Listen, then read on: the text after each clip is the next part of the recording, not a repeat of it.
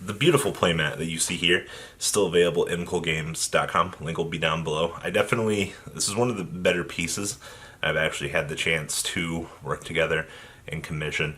I'm definitely looking forward to bringing you guys more playmats. Probably do one of these every 2 months, which will put us at the next one late May into early June. Some things to look forward to. But link down below if you're interested in picking up your beautiful Shadal Adamantium mat. Let's dig on into this, shall we?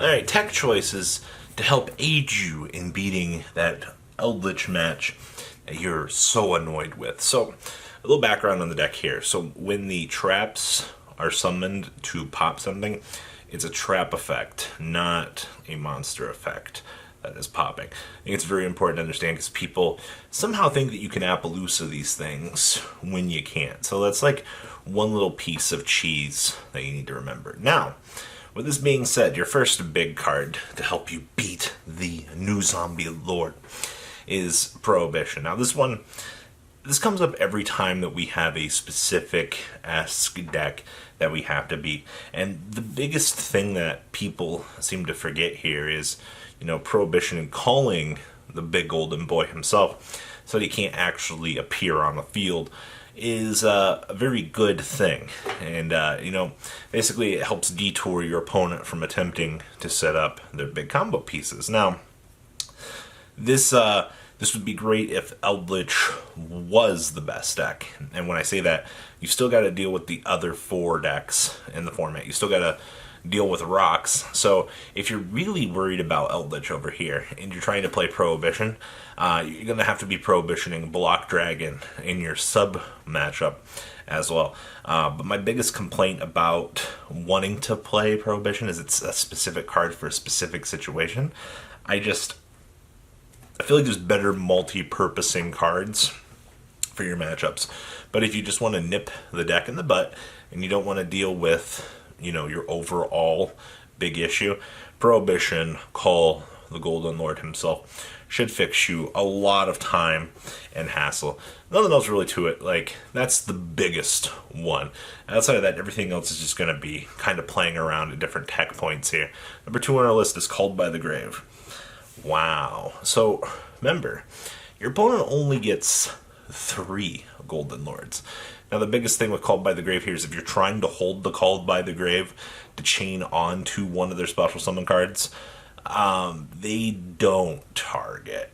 Eldlich summons from hand, it'd be deck or graveyard. And then that's Scarlet Sanguine. Okay, specials from the deck. White Eldlich specials from graveyard or hand, and then Black Destiny summons from hand or deck. Alright? Neither of which any of those specifically do their thing. Alright, now the biggest thing with Called by the Grave here is if they go to do the feed off effect where they discard it and another one to go, kill something, and Called by the Grave stop that. Cute little interaction. You can also do it when they attempt to do the revive effect to add it back to the hand to get the special. That's when I find most of the time, I don't really see the discard effect all that much. It comes up quite a lot, but I haven't seen it a lot recently. It's kind of weird, actually. But Called by the Grave is probably going to be one of your best options for this, just for the general chain ability that you're going to get on the effect. But like I said, back to the first point here. There's their armament of spells and traps to revive the guy don't target. I mean, if you open triple Called by the Grave and you can take all 3 of their golden boys, you should be winning the game. That shouldn't be that hard. You don't have to worry about the big bad rank engine coming to nip you in the butt. I think that's probably the most hilarious thing about this deck is if you can get rid of all the golden boys, you're in a pretty good position. But no real deck can really effectively do that right now, at least for the big 5. So, Called by the Grave coming in at number 2 here. Now, number 3 is Didi Crow. Now, Crow does pretty much the exact same application here that we have with Didi Crow, minus the fact that you're getting a negation off of the Called by the Grave versus the Didi Crow. But Didi Crow allows you to do this going first versus Called by the Grave, where you can't. So if your opponent loads up the Golden Lord into the graveyard for some unknown reason, turn one, maybe they card destructioned you. I don't know. Or, they milled it off of their Lightsworn engine. I think that's probably your more realistic approach here. The Lightsworn variant, I don't particularly like it all that much, but the whole combo explosions that build can kind of mess around with, plus the advantage that they can take up, just milling off the cards for you to recur back raw numbers is pretty good. The other big thing that Didi Crow kind of gives you in this matchup is you can go for the spells and traps. I do think that just outing the specific cards that are going to be an issue for you are basically where Didi Crow is going to really shine over our friend Called by the Grave. Because you can only do so much with Called by, especially, turn one. Not being able to resolve turn one Called by the Grave while your opponent's going first is the whole biggest thing why we actually are saddened by that card. I really wish that we could do it, but we can't. But hey, Didi Crow, take out your opponent's spells and traps off of the mills. Or, go after the Golden Lord himself. Like I said, Crow definitely has its times to shine. But, hey, some people are playing both of these cards. Number 4 on our list here. This one, Cosmic Cyclone. You know what Cosmic Cyclone does? Your opponent flips the Conquistador. You chain the Cosmic Cyclone. Goodbye, Conquistador. I don't have to deal with you for really the rest of that turn. Unless my opponent does it on the next turn. Oh, yeah.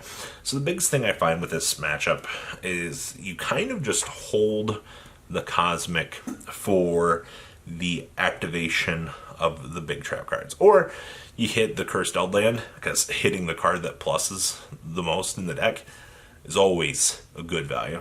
Now, I didn't actually think we would come back to a time where Cosmic would be more relevant than, say, MST. Now, if you're playing MST against Eldlich, please leave. This is not a discussion for you. You need to learn how to play basic game mechanics. Alright, I'm going to be honest with you.